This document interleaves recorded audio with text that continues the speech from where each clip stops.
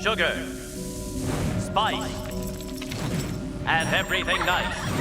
These were the ingredients chosen to create the perfect little girl. But Professor Utonium accidentally added an extra ingredient to the concoction, Chemical X. Thus, the Powerpuff Girls were born! Using their ultra superpowers, Blossom, Bubbles, and Buttercup have dedicated their lives to fighting crime and the forces of evil! Hello Kahalo Blocks! We are group number 2 and today we are conducting the experiment on tension test on wood specimen, specifically on Coco lumber, mahogany, and Jimelina. Yay! So guys, this is the materials we will use in this experiment. First, wood specimen, the ruler, the pencil, the vernier caliper, and the wood saw. Laboratory equipment, we have the weight scale and the universal testing machine. First, we will measure the wood sample into 45 centimeters in order for it to be able to fit in the universal testing machine.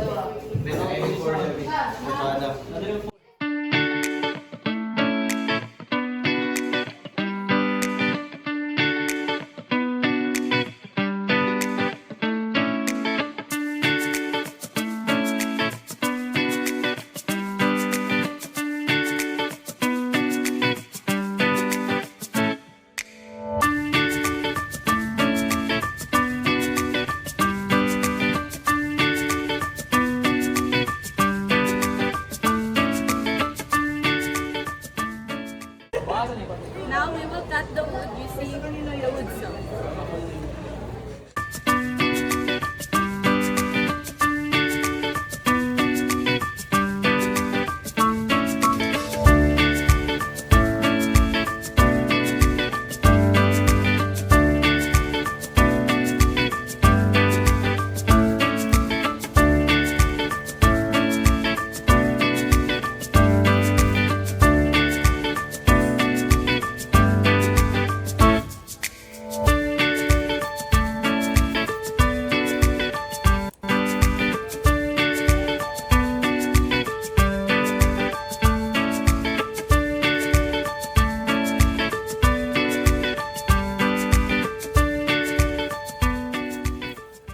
So now, we will use the vernier caliper to measure its width and length.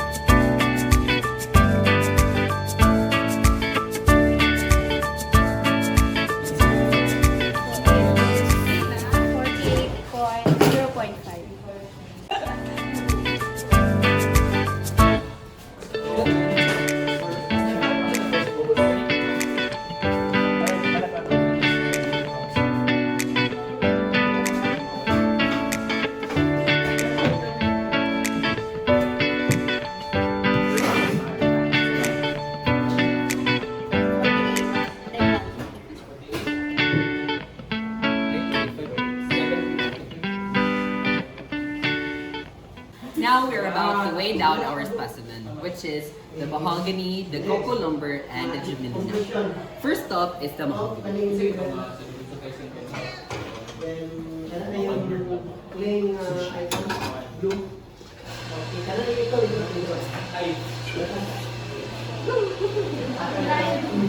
Let's just wait until the tip will point at the center of this part. Now we can see that the tip is pointing at the very center of this part, so we can calculate the weight of the mahogany. So the weight of the mahogany is 147.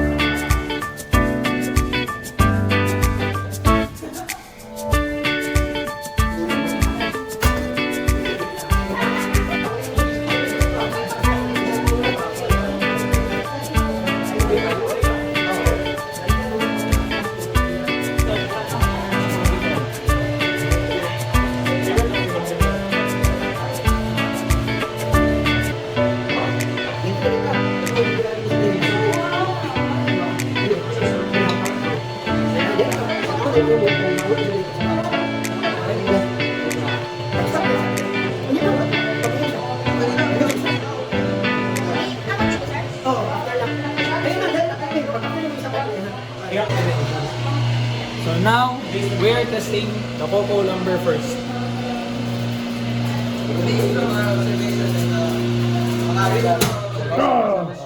Picture video or concern. The strongest tensile strength observed was Okay, video. Now, we are testing mahogany.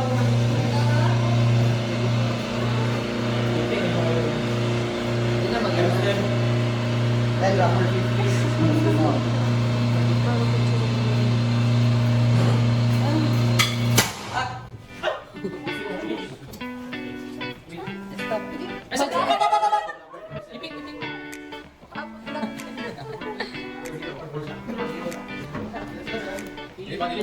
Eh, kamot na lang.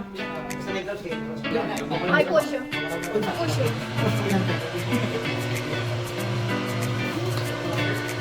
Sabos. Pero, ang iyang vision, check di kan berarti kualitas orang kena load, bukan sa concern. Di kan berarti concern ko tidak ada. Di kan berarti berarti job, di ba? Berarti job over. Ini pasti nanti mag-build ba ng dalawa? Center. Tingin sa ano? Pina. Ito. Ayan, ready. Jika sa operation, Next, and finally, is the Gemelina. kaya kung hammer, kung hammer, kung pasal, kasi something.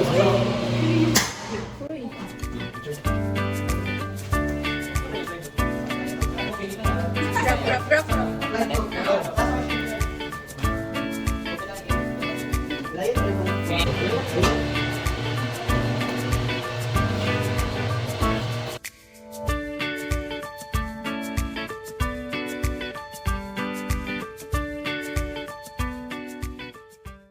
After conducting the experiment, we observed distinct behaviors from each of the three specimens when subjected to tension forces. Cocoa lumber displayed minimal resistance, breaking after 15 seconds in a consistent manner with a vertical split along its body. Conversely, mahogany exhibited significant resistance, breaking after 19 seconds with an abrupt crack at one end without splitting into two. Meanwhile, Gemelina demonstrated moderate resistance but fractured the fastest at 11 seconds, breaking at one end and splitting into two, accompanied by moisture release. In terms of our data, cocoa lumber showed the lowest maximum load and maximum strength, while mahogany exhibited the highest values. Additionally, Gemelina had the highest cross-sectional area among the three specimens. This was calculated using the formula height times width. Following more calculations, we determined the tensile strength of the wood specimens. Cocoa lumber at 21.25 megapascals, mahogany at 48.26 megapascals, and Gemelina at 40.77 megapascals. This was calculated using the formula max load over cross-sectional area.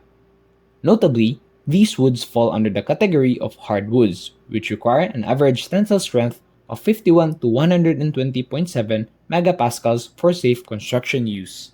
In conclusion, the tension test assessed the tensile strength of mahogany, Gemelina, and cocoa lumber.